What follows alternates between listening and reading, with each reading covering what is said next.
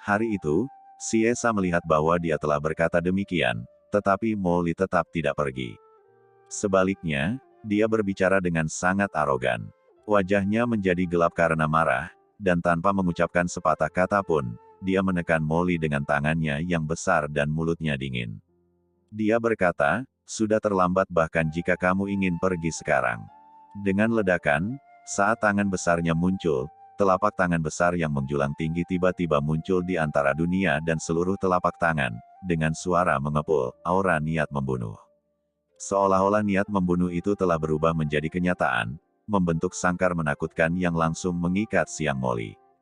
Bahkan mesin Qi yang menakutkan mengikat Qin Chen dan Kabulu di sampingnya. Klik, klik, klik. Di bawah batasan aturan niat membunuh yang mengerikan ini, suara klik yang keras terdengar dari seluruh kehampaan, seolah-olah akan runtuh. Sebagai veteran pembunuh top Tian Wai Tian, kekuatan pembunuh jahat secara alami luar biasa dan dia memiliki kemampuan untuk menjadi sombong. Tian Wai Tian ini memang memiliki kekuatan. Melihat gerakan pembunuh jahat itu, Qin Chen mengangguk sedikit dari kejauhan. Pembunuh top manapun di Tian Wai Tian sangat luar biasa. Pembunuh jahat di depannya lebih besar dari yang sebelumnya hanya kuat tapi tidak lemah, jadi tidak heran dia begitu sombong. Saat Qin Chen menilai, tangan pembunuh jahat ini telah menangkap ketiga Qin Chen, dan kekuatan pengekangan yang menakutkan tiba-tiba turun. Berdengung, dunia di segala penjuru bergetar, seperti air mendidih. Melihat ini, orang lain di kejauhan memandangnya dengan acuh tak acuh. Mereka telah bertarung melawan si Esa begitu lama sebelumnya, jadi mereka secara alami mengetahui kekuatan si Esa. Nabo Sayalian mengubah ekspresinya dan berkata, si Esa, tolong tunjukkan belas kasihan. Bukankah mereka sangat sombong sebelumnya? Sekarang sudah terlambat untuk memintaku menunjukkan belas kasihan. Si Esa mendengus dingin, dan kekuatan mengerikan itu langsung terikat Molly, pada 3 orang. Hah! Yang mengejutkan si Esa dan yang lainnya adalah, diselimuti oleh sangkar menakutkan yang dipadatkan oleh tangan besarnya, 3 orang di depan mereka tidak menunjukkan tanda-tanda cedera sama sekali. Apa yang terjadi? Ekspresi si Esa berubah, dan mata orang lain juga terfokus. Menarik, mungkinkah ketiga Kaburu di depan mereka semuanya adalah master? Di antara seluruh generasi muda klan binatang buas langit berbintang, kecuali saudara perempuan Kabulu, hampir tidak ada orang lain yang cukup kuat untuk menarik perhatian mereka, tapi 3 orang di depan mereka ini. Tidak heran mereka begitu sombong, ternyata ada 2, bagus sekali. Biar ku beritahu kekuatanku yang sebenarnya, 10.000 bayangan jahat pembunuh, Ning. Petik 2. Wow, dalam kehampaan yang tak berujung, bayangan hitam menakutkan dengan niat membunuh muncul, dan bayangan hitam ini bayangan dengan niat membunuh bergegas dengan cepat. Mereka berkumpul dan bergegas menuju Molly dengan gila-gilaan. Sial, apakah kamu masih datang? Molly buru-buru melihat ke arah Qin Chen. Tentu saja, dia ingin mengambil tindakan, tetapi Qin Chen tidak berbicara, jadi bagaimana dia berani? Apa yang bisa dilihat? Molly, tunggu apa lagi? Apakah kamu menungguku mengambil tindakan? Qin Chen tidak bisa menahan diri untuk tidak mendengus dingin saat melihat ini. Mendengar kata-kata Qin Chen, mata Molly langsung berbinar, dia tersenyum dingin, dan auranya melonjak. Energi iblis yang menakutkan melonjak ke langit dalam sekejap. Tubuhnya tiba-tiba roboh dan roboh seketika di bawah momentum Molly. Saat berikutnya, momentum ini menyapu Siekil. Si Esa memasang ekspresi ngeri di wajahnya. Sebelum dia sempat bereaksi, dia merasa seluruh tubuhnya tertahan, dan menjadi sangat sulit untuk digerakkan. Momentum hukum macam apa ini? Si Esa meraung ngeri, dan segera menjalankan aturan jalan ke seluruh tubuhnya dalam upaya untuk melepaskan diri dari belenggu Demon Li. Kamu ingin melepaskan diri dari belenggu kaisar ini bahkan dengan kekuatanmu yang lemah. Mo Li mencibir. Dia tidak menunggu pembunuh jahat itu melepaskan diri dari belenggunya. Dia tiba-tiba menunjukkan dan dengan letupan, terjadilah kegelapan suara. Aliran cahaya melintas, tubuh si Esa langsung tertusuk, darah muncrat, dan aturan jalan runtuh. Segera setelah itu, Mo Li mengulurkan tangannya yang besar, dan dengan suara gemuruh, kekuatan isap yang mengerikan datang, langsung meraih tubuh si pembunuh jahat di tangannya. Dengan letupan, tangan kanan Mo Li menembus ke dalam dada si pembunuh jahat, dan dengan paksa dia mengeluarkan hati Kaisar Agung, dan kemudian meninju tubuh si pembunuh jahat hingga meledak seketika. Tidak, Ciesa mengeluarkan raungan ngeri, dan dengan keras, tubuhnya meledak di tempat. Aturan jalan yang tak terhitung jumlahnya dengan cepat tersedot ke dalam tubuh Molly, dan kemudian kekuatan jiwa yang menakutkan melesat ke langit dari ledakan tersebut. Ketika dia bangun, dia tiba-tiba ditangkap oleh Molly dan dihancurkan menjadi bubuk dalam sekejap. Setelah melakukan semua ini, dia dengan santai melemparkan hati Kaisar pembunuh jahat ke arah Qin Chen. Qin Chen mengambil hati Kaisar dan mengerutkan kening. Molly, apa yang kamu lakukan? Molly terkejut, apakah kamu tidak terlalu suka mengumpulkan hati Kaisar? Di mana kamu mendengar ini? Qin Chen punya ekspresi gelap di wajahnya. Di kota Nanyuan, kamu tidak. Setelah mengatakan ini, Molly buru-buru menutup mulutnya. Lagi pula, semakin sedikit orang yang tahu tentang asal-usul mereka, semakin baik. Pada saat ini, beberapa orang dari klan surgawi di sampingnya tercengang. Hanya dengan satu gerakan, Ciesa dimusnahkan oleh Molly. Bahkan jika Ciesa meremehkan musuh, dia masih seorang kaisar puncak. Senyuman di wajah orang lain langsung mengeras, dan wajah mereka tiba-tiba menjadi sangat jelek, kengerian di mata mereka membuat mereka tidak bisa berkata-kata. Orang-orang kuat dari klan Tian, Pertapa Agung Juha, dan bos saya segera memahami bahwa Molly jelas merupakan orang yang sangat kuat, dan kemungkinan besar bahkan Kaisar Dewa setengah langkah, karena tidak peduli seberapa kuat Kaisar Puncak, dia akan melakukannya, pastinya tidak mungkin membunuh Ciesa dengan mudah. Bagaimanapun, Ciesa adalah pembunuh teratas di Tian Wai Tian. Dengan cara ini, pria di depannya kemungkinan besar menyembunyikan budidayanya dan mati karena meremehkan musuh dan buta. Pada saat ini, beberapa orang tidak bisa menahan rasa panik di dalam hati mereka. Dengan kekuatan dan sarana pembunuhan jahat lawan sebelumnya, beberapa orang membual bahwa meskipun mereka sendiri, mereka mungkin bukan lawan dari lawan tersebut orang kuat yang kuat, sekarang dalam situasi ini, tidak ada yang mau atau berani menjadi musuh. Memikirkan hal ini, orang kuat dari klan Tian segera membuat keputusan. Dia tersenyum genit, dan kemudian berkata dengan nada meminta maaf, teman saya sangat kuat. Saya Meng Tianhui, putra suci klan Tian. Saya salah sebelumnya. Saya benar-benar minta maaf. Pembunuh jahat itu bukannya tidak adil. Meskipun dia pernah bergabung dengan pembunuh jahat itu sebelumnya, kedua pihak hanya mencari keuntungan dan tidak memiliki banyak persahabatan, dia tidak berani membunuh demi kejahatan. Agar menonjol, dia bahkan tidak sabar untuk mengungkapkan latar belakangnya, karena takut menyinggung pihak lain. Meng Tianhui. Setelah mendengar nama ini, Qin Chen bergumam. Dia sepertinya ingat bahwa alasan mengapa pemimpin kerajaan mayat di Laut Semesta Selatan mampu bertahan di celah kerajaan Yong dan kekuatan lainnya adalah karena ada bayangan putra suci klan surgawi di belakangnya, yang sepertinya adalah Meng Tianhui. Apakah kamu mengenal putra suci ini? Meng Tianhui sangat senang ketika mendengar ini. Selama pihak lain telah mendengar namanya, mengingat status klan surgawinya di Laut Kosmik, bahkan beberapa kekuatan besar akan memberikan wajah klan surgawinya, setidaknya keselamatannya tidak akan menjadi masalah. Apakah kamu layak dikenal olehnya? Begitu Meng Tianhui selesai berbicara, Molly berkata dengan dingin, menunjukkan rasa jijik. Wajah Meng Tianhui tiba-tiba menjadi gelap, dan dia dipenuhi dengan amarah. Dia adalah putra suci klan surgawi, namun dia begitu diabaikan. Namun, memikirkan metode Molly membunuh Ciesa dalam sekejap, dia hanya bisa menjadi pucat dan tidak bisa mengucapkan sepatah kata pun. Meskipun Ciesa terbunuh dengan begitu mudahnya karena meremehkan musuh, namun dengan kekuatan mengerikan dari serangan Molly sebelumnya, Meng Tianhui memperkirakan bahwa dia pun mungkin bukan lawan Molly. Memikirkan hal ini, dia sudah memiliki niat untuk mundur, dan dia segera mengepalkan tinjunya dan berkata, karena kalian menginginkan tempat ini, aku akan pergi dulu sambil menunggu di Meng. Bersiap untuk pergi, sementara raksasa-raksasa di samping Seng Ye menundukkan tangannya dan hendak segera pergi. Keterampilan menakutkan Molly membuatnya tidak ingin tinggal sebentar. Molly berkata dengan tenang, kalian berdua sangat bebas. Kalian bisa tinggal jika kalian mau, dan pergi jika kalian mau. Setelah mengatakan ini, Molly menyimpan harta luar angkasa Ciesa, dan kemudian melihatnya dengan ekspresi tenang sepertinya selama mereka berdua bergerak, dia akan mengambil tindakan. Ekspresi Meng Tianhui tiba-tiba berubah. Meskipun mereka tahu bahwa mereka mungkin bukan tandingan Molly, kata-kata Molly agak terlalu mengganggu. Bagaimanapun, mereka semua berada di puncak level kaisar, tokoh terkenal di alam semesta, tetapi mereka dilarang bahkan untuk ingin pergi dari sini.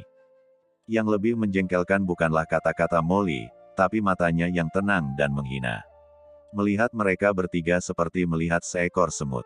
Kapan mereka pernah mengalami penghinaan seperti itu? Bos saya, yang berada di samping, juga bereaksi dari kengerian sebelumnya. Dia memandang Kabru dengan tidak percaya dan berkata, "Kabru, apakah mereka berdua adalah temanmu?" Metode yang telah ditunjukkan Molly sebelumnya, bahkan dia sangat ketakutan saat itu, dia dan sekelompok orang termasuk saudara perempuan Kabulu masuk ke dunia rahasia reruntuhan para dewa. Saudara perempuan Kabulu dikatakan sebagai jenius paling kuat dari klan Starbase, tetapi kartu di depannya ini adalah dua teman Blue, menakutkan bahkan Meng Tianhui dari klan Tian tidak berani pergi dari hadapannya. Ini tidak bisa lagi digambarkan sebagai kaisar puncak. Mendengar perkataan bos saya, Kabulu kaget. "Pak, tolong jangan bicara omong kosong.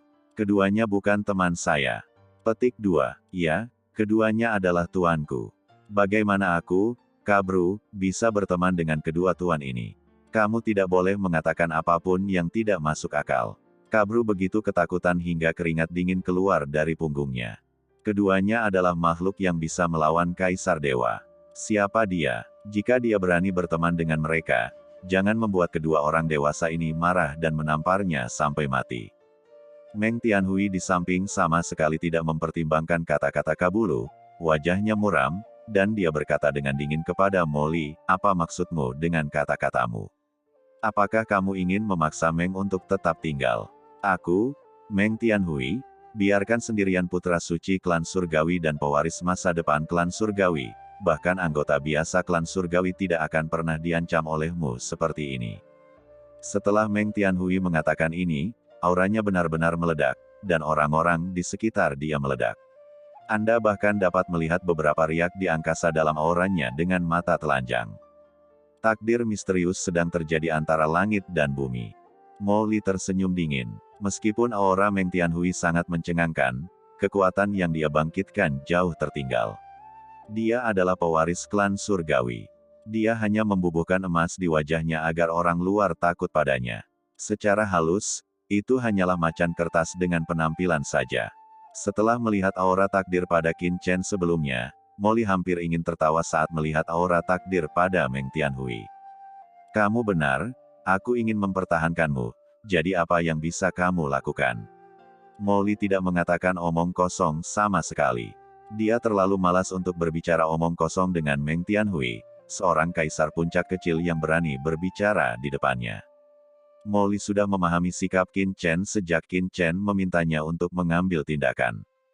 "Kamu," wajah Meng Tianhui memerah karena marah. Apa yang dia katakan tadi, ditambah dengan kekuatan jalan takdir yang meledak, hanya untuk memberitahu Molly bahwa dia bukanlah kesemek yang lembut, dan membiarkan Molly memiliki pemahaman tentang identitasnya.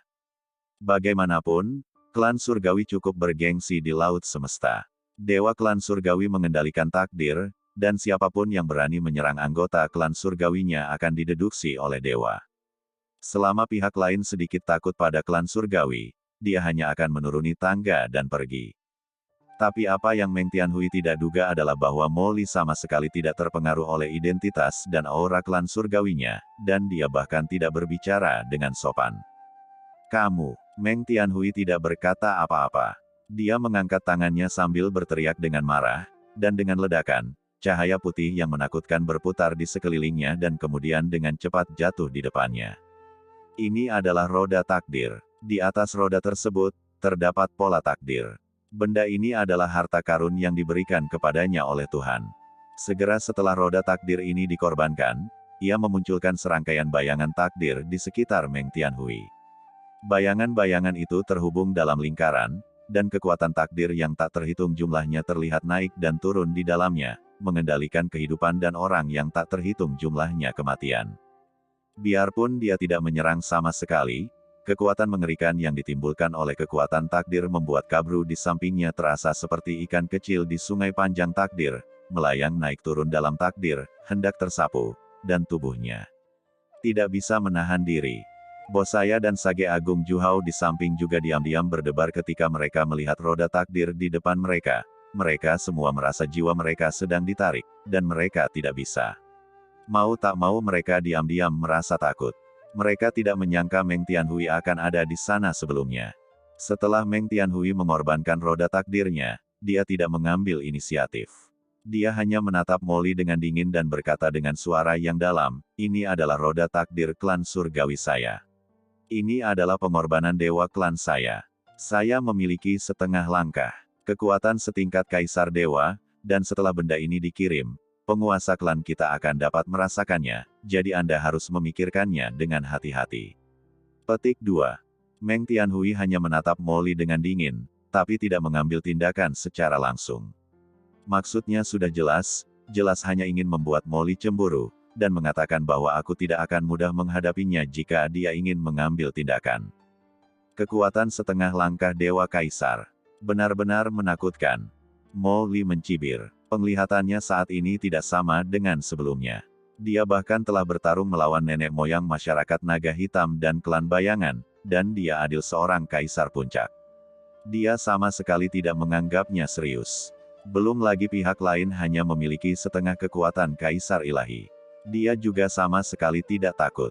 Awalnya, aku hanya ingin kamu menyerahkan batu luar angkasa kuno. Aku tidak menyangka kamu memiliki harta karun seperti itu. Ya, aku menyukai harta karun ini. Molly menyelesaikan kata-katanya dan tidak menunggu Meng Tianhui berbicara. Tangan besar itu dengan kuat meraih roda keberuntungan di depannya. Meng Tianhui tidak menyangka Molly akan mengambil tindakan segera setelah dia memintanya, sama sekali mengabaikan statusnya sebagai anggota klan surgawi. Pada saat ini, tidak ada waktu untuk memikirkannya, karena roda takdir sudah ada dilepaskan dengan seluruh kekuatannya. Dalam sekejap, kekuatan takdir yang tak terhitung jumlahnya berkumpul seperti sungai yang panjang, dan kemudian tiba-tiba meluas, seperti langit takdir yang luas, mencoba menahan serangan Molly. Perasaan ekstrim akan takdir yang luas dan halus muncul. Di bawah aura takdir yang menakutkan itu, Molly sepertinya melihat luasnya takdir yang tak terhingga, dan kedalaman takdir yang tak terduga. Molly, yang telah berperang melawan orang-orang kuat seperti Kaisar Mingzang, langsung memahami bahwa roda takdir yang ditampilkan oleh Meng Tianhui saat ini memang memiliki setengah kekuatan seorang kaisar dewa. Tapi dia tidak takut, dan bahkan mendengus dingin, membiarkan kekuatan takdir yang mengerikan menyelimuti dirinya, dan dia tidak bisa bersembunyi. Oke, Meng Tianhui sangat gembira saat melihat ini. Yang paling dia takuti adalah Molly akan menyerangnya secara langsung seperti yang dia lakukan pada Xie Sa sebelumnya Li sedang menghadapi takdirnya. Serangan rolet tidak dapat dihindari. Jika dia begitu ceroboh, begitu dia tersapu oleh rolet takdirnya sendiri, tidak peduli seberapa kuat kaisarnya, dia akan menjadi budak takdir dan sepenuhnya jatuh ke dalamnya. Dia segera mengaktifkan roda keberuntungan dengan gila-gilaan untuk sepenuhnya mengendalikan nasib Molly. Dengan keras, kekuatan takdir yang besar menghantam Molly dengan keras. Saat berikutnya, mata Meng Tianhui tiba-tiba melebar. Di bawah pengaruh sungai panjang takdir yang ditampilkan oleh roda peruntungannya, sosok Molly bagaikan batu di tengah ombak, tak bergerak, seolah takdirnya berada di luar sungai panjang dan tidak terguncang oleh kekuatan sungai panjang di semua. Bagaimana itu mungkin? Meng Tianhui berteriak dengan marah. Bahkan pembangkit tenaga listrik setengah dewa kaisar tidak bisa dikatakan aman dan sehat di bawah roda takdirnya. Namun, pada saat ini, dia tidak punya waktu untuk berpikir terlalu banyak. Sosok Molly tetap tak bergerak di sungai panjang takdir. Dia hanya mendengus dingin, mengejek sudut mulutnya, dan momentumnya meledak lagi energinya, tangannya yang besar menembus sungai takdir yang tak ada habisnya, dan dalam sekejap dia menggenggam roda takdir di tangannya. Tidak bagus. Meng Tianhui merasa kekuatan roda takdirnya melemah dengan cepat. Seluruh roda takdir sama sekali tidak berada di bawah kendalinya. Ia sebenarnya ditarik langsung oleh iblis di depannya. Ia begitu tertekan meskipun ia memiliki roda keberuntungan. Apa jadinya jika ia kehilangan roda keberuntungan? Meng Tianhui bahkan tidak memikirkannya, dia sudah mulai membakar asal-usulnya, mencoba untuk mendapatkan kembali kendali atas roda takdir. Kamu masih ingin melawan? Apakah aku terlalu mempermalukanmu? Molly melihat Meng Tianhui masih berusaha melawan. Dengan sekejap, Meng Tianhui langsung dicambuk, dan separuh wajahnya langsung dipukuli hingga berkeping-keping. Dengan keras, Meng Tianhui menghantam kehampaan dengan keras, separuh wajahnya membusuk, dan energi jalan keluar. Ini adalah runtuhnya tubuh asli jalan tersebut di bawah pengaruh yang kuat. Ini berarti bahwa struktur jalan besar Meng Tianhui telah runtuh sepenuhnya di bawah pemboman Demon Li. Menamparkan Fei Meng Tianhui, Molly mengangkat tangannya dan segera mengambil roda keberuntungan ke tangannya. Seluruh roda takdir merengek di tangan Molly, seolah berusaha melepaskan diri dari tangan Molly. Huff, senjata harta karun Kaisar Dewa setengah langkah, masih ingin melepaskan diri dari belenggu Kaisar ini. Molly mendengus dingin, berbicara dengan nada menghina, dan dengan raungan, energi iblis yang menakutkan menyapu dan langsung menekannya roda takdir. Sesaat roda rejeki mengeluarkan suara merintih, seperti kelinci bertemu harimau, menggigil, dan nafasnya tertahan. Qin Chen, aku tidak mengontrol jalan takdir. Roda takdir ini lebih cocok untukmu, jadi aku akan memberikannya padamu. Dia mengangkat tangannya untuk menekan roda takdir, dan roda takdir langsung dilemparkan ke Qin Chen, tanpa sadar Qin Chen mengambilnya di tangannya. Melihat roda keberuntungan di tangannya, Qin Chen tercengang. Apa yang terjadi? Mengapa tindakan ini sama dengan yang dia lakukan pada Saroye sebelumnya? Namun, Qin Chen hanya tertegun sejenak, dan kemudian matanya tertuju pada roda takdir. Dengan pemahamannya tentang jalan takdir, segala sesuatu yang ada di roda takdir langsung terlihat di matanya dan dirasakan sepenuhnya. Benar saja, objek ini ada hubungannya dengan Dewa Klan Surgawi. Benda ini berisi secercah makna sebenarnya dalam peta jalan takdir, tapi itu hanyalah sebuah sinar. Dibandingkan dengan peta jalan takdir, mungkin setidaknya itu 10.000 kali lebih buruk. Qin Chen menggelengkan kepalanya, dengan peta jalan takdir, di matanya, roda takdir seperti embrio besi yang belum ditempa, sedangkan peta jalan takdir adalah senjata ajaib yang tiada taraf. Bagaimana caranya? Membandingkan. Bagaimanapun, peta jalan takdir digambar oleh Dewa Klan Surgawi sendiri dengan arti takdir yang sebenarnya. Dengan sinar niat Tuhan yang sebenarnya, dia secara pribadi menyembunyikan jalan takdir yang luar biasa untuk Qin Chen, dan roda ini takdir hanya tersentuh oleh sedikit nafas. Di mata orang-orang seperti Meng Tianhui, ini mungkin sangat luar biasa, tetapi di mata Qin Chen, hal itu tidak layak untuk disebutkan sama sekali. Apa? Murid Meng Tianhui menyusut dan tubuhnya bergetar ketika dia melihat Molly dengan santai menekan roulet takdir dan menamparkan dao origin miliknya hingga runtuh. Setelah tubuhnya mencapai kehampaan, dia buru-buru mengeluarkan pil dao divine dan menelannya untuk memperbaiki asal daonya yang runtuh. Kemudian, sebelum Molly dapat mengambil tindakan lagi, dia buru-buru berteriak, "Tiga senior, Meng menyerah. Jika kamu punya sebelumnya mohon maafkan saya jika saya menyinggung Anda." Meng tidak berniat menyinggung kalian bertiga. Dia tampak ketakutan, seluruh tubuhnya gemetar, dan tubuhnya gemetar seperti sekam. Molly tidak terus mengejar Meng Tianhui, meskipun dia tahu bahwa untuk membunuh seseorang seperti Meng Tianhui, dia hanya perlu mengaktifkan tubuh struktur jurangnya, dan dengan satu jari, dia dapat meledakkan asal lawan dan runtuh sepenuhnya untuk pulih, tapi dia tidak melakukan itu. Karena dari Meng Tianhui, dia juga merasakan jejak aura wanita Kaisar Dewa berpakaian putih. Aura takdir ini unik untuk klan surgawi, dan dia bisa memasuki reruntuhan 10.000 dewa berkat menerimanya. Tanda yang diberikan kepadanya oleh wanita Kaisar Dewi berpakaian putih bisa dianggap menerima cinta pihak lain. Jika tidak, jika dia membunuh Meng Tianhui dengan santai, dia pasti akan sedikit malu saat melihat wanita Kaisar Dewa berpakaian putih. Memikirkan hal ini, Molly mendengus dingin dan berkata dengan dingin, "Kalian bertiga, serahkan batu luar angkasa kuno itu dan lihatlah." Ya, melihat Molly tidak terus menyerangnya, Meng Tianhui menghela nafas lega, dia tidak berpikir untuk melarikan diri dari Molly. Jika dia bisa melarikan diri, pihak lain tidak akan begitu saja. Dalam hatinya, dia diam-diam membenci Molly. Pihak lain membuatnya kehilangan muka di depan semua orang, dan bahkan menolak memberinya wajah klan surgawinya. Orang yang memberikannya telah memutuskan bahwa ketika dia kembali ke klannya, dia akan melaporkannya kepada Tuhan dan membiarkan Tuhan membalaskan dendamnya. Tapi apa yang Meng Tianhui tidak ketahui adalah bahwa Mo Li telah memberinya cukup banyak wajah dari klan surgawi. Jika tidak, dia tidak hanya akan membusuk separuh wajahnya, tetapi seluruh tubuhnya. Memikirkan hal ini, Meng Tianhui segera mengangkat tangannya dan dengan cepat melemparkan batu yang memancarkan aura jalan raya ke Mo Li. Apakah ini batu luar angkasa kuno? Mo Li mengambil batu itu dan melihatnya 2 kali. Dia hanya merasakan bahwa batu itu mengandung atmosfer luar angkasa yang menakutkan, tetapi tidak dapat merasakan apapun. Tanpa ragu-ragu, Mo Li melemparkan batu luar angkasa kuno ke Qin Chen, dan berkata dengan santai, "Aku akan memberimu batu pecah ini." Qin Chen berkata, sambil memegang batu luar angkasa kuno, Qin Chen berkata, "Aku tidak tahu harus berkata apa, katakanlah Mo Li tidak menghormatiku. Tapi dia selalu memberikannya pada dirinya sendiri begitu dia mendapatkan sesuatu. Mungkin dia menghargai dirinya sendiri, tapi sikap ini selalu aneh."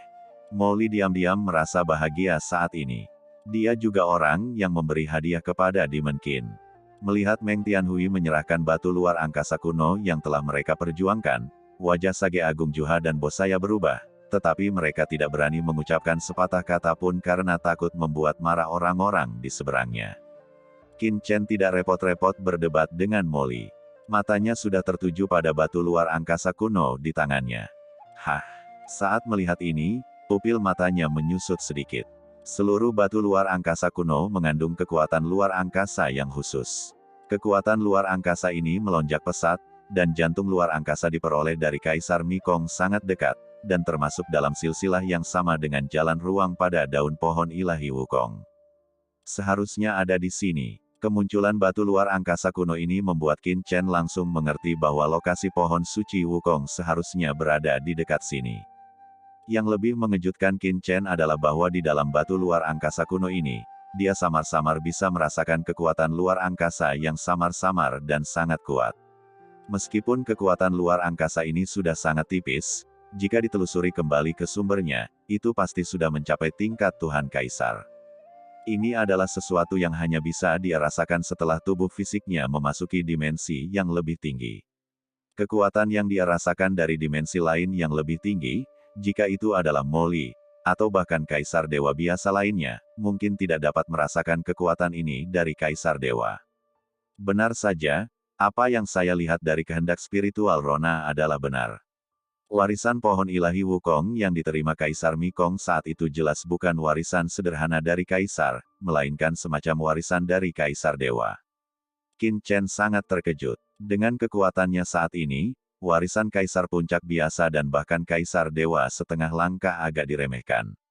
Hanya warisan tingkat Kaisar Dewa yang bisa menarik minatnya. Secara khusus, jalan luar angkasa masih merupakan hukum jalan besar yang paling ia kuasai. Jika ia dapat membuat terobosan dalam jalan luar angkasa, kemungkinan besar budidayanya akan dapat melangkah lebih jauh di lautan kosmik ini. Ada begitu banyak orang berkuasa, dia secara alami akan lebih aman. Suara mendesing. Qin Chen mengambil langkah maju, dan di hadapan semua orang, dia langsung tiba di tiang gunung di depan.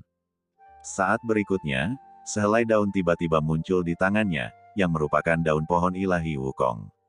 Saat daun itu muncul, kekuatan luar angkasa yang tak terlihat diam-diam menyebar dan menyapu seluruh tiang gunung. Berdengung, tiang gunung bergetar lembut dan sangat tenang, seolah-olah tidak terjadi apa-apa. Namun, Qin Chen, dengan mengandalkan keterampilan luar angkasa yang kuat dan penglihatan dimensi tinggi, segera merasakan ada sesuatu yang salah di kehampaan di depan. Itu di sana. Qin Chen mengambil langkah ke depan dan tiba-tiba meninju. Ada ledakan, dan ruang di sekitarnya segera mengeluarkan suara klik, seolah-olah semacam cahaya muncul, tetapi segera kembali tenang. Hah, itu tidak rusak. Qin Chen tampak terkejut dan bahkan lebih bersemangat. Meskipun itu hanya pukulan biasa yang dia lakukan sebelumnya, itu pasti telah mencapai tingkat Kaisar Dewa, tetapi dia tidak bisa menyembunyikannya di ruang alami, di sini. Formasinya rusak, yang berarti benda-benda dalam formasi itu kemungkinan besar berada pada level Kaisar Dewa. Molly di samping juga menjadi tertarik saat melihat ini. Dia paling tahu kekuatan Qin Chen. Bahkan penghalang luar angkasa yang tidak bisa ditembus oleh Demon Qin dengan satu gerakan pun, pasti ada sesuatu yang bagus di sini. Dia menatapnya dengan mata lebar. Satu jari dari jurang. Maut. Qin Chen meleset dari sasaran dan mengambil tindakan lagi. Dia melihat kekuatan panik yang mengerikan memenuhi jarinya. Sebelum ada yang bisa bereaksi, Qin Chen menunjukkan jarinya dan menusuk kekosongan di depannya dengan keras. Ada bunyi klik. Kali ini, suara gemuruh yang keras meletus langsung dari kehampaan di depan, dan saat berikutnya terdengar suara gemuruh. Hanya dalam belasan napas, tiang gunung yang tersembunyi ini segera dipenuhi dengan udara angkasa yang kaya. Pohon suci kuno yang menjulang perlahan muncul di depan semua orang. Ledakan. Dengan kemunculan pohon suci kuno ini, aura luar angkasa yang membuat Meng Tianhui dan yang lainnya berdebar-debar menyapu udara. Seluruh dunia diselimuti oleh cahaya ilahi luar angkasa yang berwarna-warni ini, seperti mimpi. Harta karun luar angkasa. Dan itu adalah harta karun luar angkasa setingkat Kaisar Dewa. Mata Meng Tianhui dan yang lainnya membelalak, dan mereka benar-benar bingung. Aura yang dipancarkan oleh pohon suci kuno di depan mereka memberi mereka rasa terkejut yang kuat. Ini jelas merupakan kekuatan yang hanya bisa dipancarkan oleh harta karun setingkat Dewa Kaisar dahulu kala. Sebuah batu luar angkasa kuno, tapi saya tidak menyangka akan ada harta karun yang begitu berharga di dekat batu luar angkasa kuno itu. Jika mereka tahu dari awal, mereka pasti sudah memberitahu sukunya masing-masing sejak lama, kenapa mereka harus menunggu sampai sekarang. Untuk sesaat, segala macam rasa kesal, penyesalan, kecemburuan, dan keengganan muncul di benak mereka bertiga. Bahkan bos saya yang semula memiliki niat baik terhadap Kabulu pun tak bisa menahan rasa cemburu saat ini. Bagaimanapun, harta karun seperti itu sudah cukup bagi mereka untuk memberikan kontribusi tanpa akhir, dan bahkan berharap untuk memasuki ranah Kaisar Ilahi di masa depan.